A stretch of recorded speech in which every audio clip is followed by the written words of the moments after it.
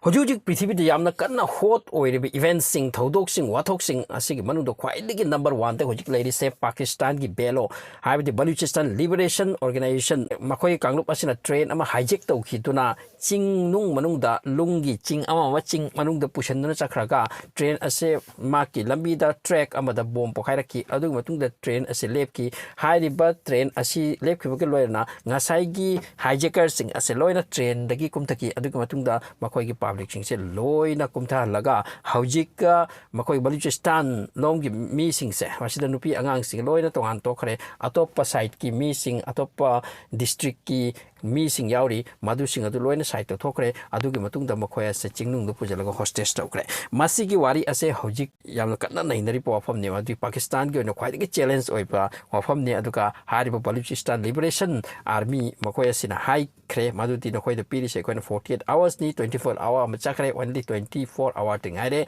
hojika Pakistan government na makoi sigi army tharaga masida helicopter air force ama masid tharaga mi sing hostage sing ase release tobagi yam kan hotnari masida Baluchistan Liberation Army ga khut sok nare masida makoi gi sumi sire am sire aduka hostage ma kharasu sibiaure aduki matung da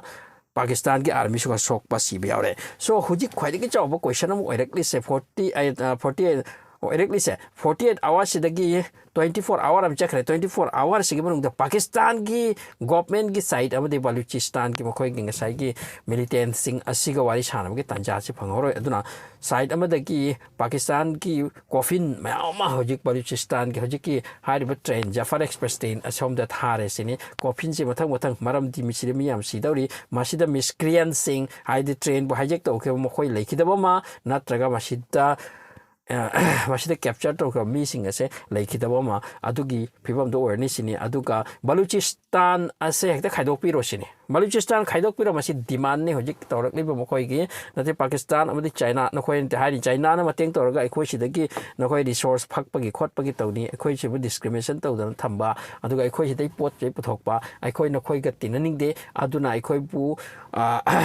bu hekta khaidok piro independent piro sini adu Pakistan masi gi wafam si adori pro aduna maram warga hojik Baluchistan asida chawraba ihing nahing tabagi phibam leiri hojik ki moment thairiba capture to kriba mi sing ase loina sikhibama natraga makoi phakeba mi passenger sing ase sikhibama masigi phibam chide oire hari aduna side amadagi Pakistan gi makoi coffin sing ase masing yamna thabag thabak ma hojik kan chathari report sing ki matugina asumna hai madudi hojik phawbada makoi asena phalan pukhra matung do makoi asibu thidok pagi amadi rescue to bugi operation chatharak lese around 30 hours muk sure sini masida kaya sikhriba mase mathongom naide masina hojik Quetta haribo mafam ase masida Pakistan gi asom side tagi town side tagi coffin thaba ukre aduga Baluchistan Liberation Front makoi sigi kanglup na hojik kanna diwan to lisena makoi gi missing so far Pakistan gi jail da lay sing phaki duri jail da sing loigi loina thadora o adugi matungda aikoi Baluchistan se masi independent phangba mathau tai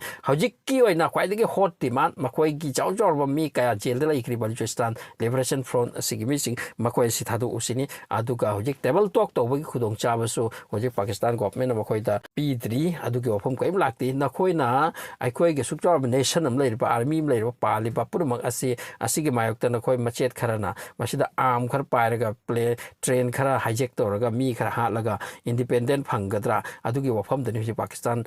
government gi Shahbaz Sharif hoi gi wakhalon che aduna hojik ka ing na hingkar thokdor hojik phakri mi sing ase loi hingna puthorkador ba khar de puthorkre operation am kan tor don khar de puthorkre khar ma phadra makoi kutta hojik leiri aduga phaba kang mayam su sire hojik yam luri bai bu coffin je mathang mafam dum puseli hain tari yam sathi kraba thodo mani chathari se Baloch kulai pai besing kasu sire army kasu sire aduna hojik coffin chani muk thaba ka harise mase arai bu anate Pakistan gi government gi wakhalon asina ta gi madudi makoi loi khibra army loi khibra natraga mauda pha khiba mi sing loi khibra hekta loi salamga thora o haibaki phibam do dori mare wa ngang ne si khona si nakoi mi jail da thamki khot ki thado kanu asom da ka wa chatabagi phibam ko yu ute